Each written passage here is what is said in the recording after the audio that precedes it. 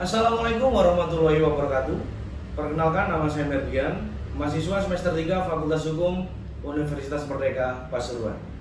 Di video kali ini, saya akan memberikan informasi tentang mata kuliah Hukum Islam dalam rangka menyelesaikan tugas akhir dari mata kuliah Hukum Islam sendiri yang diampu oleh Bapak Ahmad Sukron SH MH. Dan izinkan saya untuk menyampaikan beberapa materi yang tentunya saya harap bisa bermanfaat bagi teman-teman semua. Materi ini adalah tentang pandangan hukum Islam terhadap perburuhan. Perburuhan adalah salah satu aspek penting dalam kehidupan manusia yang telah ada sejak zaman dahulu sampai saat ini. Kegiatan ini mencakup bentuk pekerjaan atau aktivitas ekonomi yang dilakukan oleh individu ataupun kelompok untuk memenuhi kebutuhan hidup mereka. Perburuhan memainkan peran utama dalam perkembangan ekonomi, sosial, dan kesejahteraan masyarakat. Nah, dalam konteks hukum Islam, perburuhan memiliki relevansi yang besar, mengingat Islam adalah agama yang mengatur seluruh aspek kehidupan manusia, termasuk aktivitas ekonomi dan pekerjaan. Pandangan hukum Islam terhadap perburuhan memiliki implikasi signifikan terhadap tata cara bekerja, kemudian hak dan kewajiban pekerja, serta hubungan antara pengusaha dan juga pengerja itu sendiri. Oleh karena itu, pemahaman yang mendalam tentang pandangan hukum Islam terhadap perburuhan adalah penting dalam memastikan bahwa praktik perburuhan sesuai dengan prinsip-prinsip agama Islam dan memberikan kesejahteraan bagi semua pihak yang terlibat di dalamnya. Selain itu, dalam era globalisasi dan perubahan ekonomi yang pesat, isu-isu terkait perburuhan seperti hak-hak pekerja, perlindungan sosial, dan juga perdagangan internasional juga menjadi perhatian utama bagi umat Islam. Nah, dalam konteks ini, pandangan hukum Islam terhadap perburuhan dapat memberikan panduan etis dan normatif untuk mengevaluasi dan mengatasi berbagai tantangan yang dihadapi oleh umat Islam di seluruh dunia. Kemudian perumusan masalah. Yang pertama, kita akan mendefinisikan apa sih buruh dalam hukum Islam. Yang kedua, bagaimana sih hak-hak buruh dalam pandangan hukum Islam. Dan yang terakhir, bagaimana hukum Islam mengatur mengenai kesejahteraan buruh. Kita langsung kepada masalah yang pertama. Apa sih definisi buruh dalam Islam? Definisi buruh dalam Islam adalah suatu kegiatan ekonomi yang dilakukan sesuai dengan kaidah-kaidah hukum Islam. Namun tidak sesederhana itu. Ada aspek-aspek penting yang harus diperhatikan dalam kita mendefinisikan apa itu buruh dalam Islam. Yang pertama adalah ibadah. Salah satu aspek utama definisi buruh dalam Islam adalah konsep bahwa pekerjaan adalah bentuk ibadah. Ketika pekerja menjalani tugasnya dengan niat yang baik dan menjalankan sesuai dengan prinsip-prinsip etika Islam, pekerjaan mereka dapat menjadi ibadah yang diterima oleh Tuhan. Dengan demikian, pekerjaan dilihat sebagai cara untuk mendekatkan diri kepada Tuhan dan mendapatkan pahalanya. Yang kedua, kewajiban dan hak. Definisi buruh dalam Islam mencakup hak dan kewajiban pekerja. Pekerja memiliki hak untuk menerima upah yang adil, bekerja dalam lingkungan yang aman dan sehat, serta diperlakukan dengan adil oleh majikan atau pengusaha yang mempekerjakan mereka. Di sisi lain, mereka juga memiliki kewajiban untuk menjalankan tugas mereka dengan itikat yang baik, jujur, dan taat pada peraturan-peraturan yang berlaku pada tempat mereka bekerja. Yang ketiga, keadilan ekonomi. Hukum Islam menekankan pentingnya keadilan ekonomi dalam perburuhan. Pekerja harus diberi upah yang sesuai dengan pekerjaan mereka, dan apapun yang mereka lakukan juga harus diperhitungkan. Capeknya, waktu mereka bekerja, atau kadang lembur, ini harus adil. Berapa yang mereka terima harus sesuai dengan apa yang mereka kerjakan. Kemudian yang keempat adalah perlindungan dan keamanan. Hukum Islam juga memandang bahwa perlindungan dan keamanan pekerja di tempat kerja itu juga sangat penting.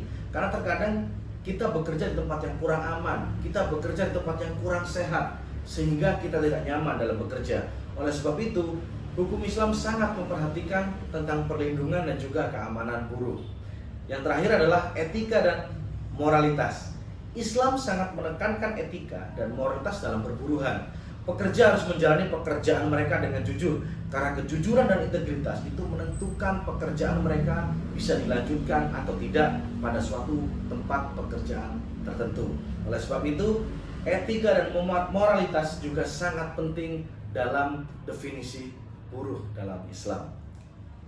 Dengan demikian, definisi buruh dalam hukum Islam mencakup konsep yang lebih luas daripada sekedar pekerjaan atau aktivitas ekonomi. Hal ini mencerminkan bahwa pandangan Islam tentang bagaimana perburuhan harus diselenggarakan dengan prinsip-prinsip etika, moralitas, keadilan, dan keimanan yang mendalam.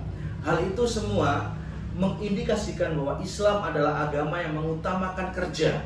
Karena seperti yang saya sebutkan tadi, bekerja juga sama seperti ibadah. Bahkan kesempurnaan iman seseorang itu dilihat pada saat mereka bekerja. Yang kedua, hak-hak buruh dalam hukum Islam.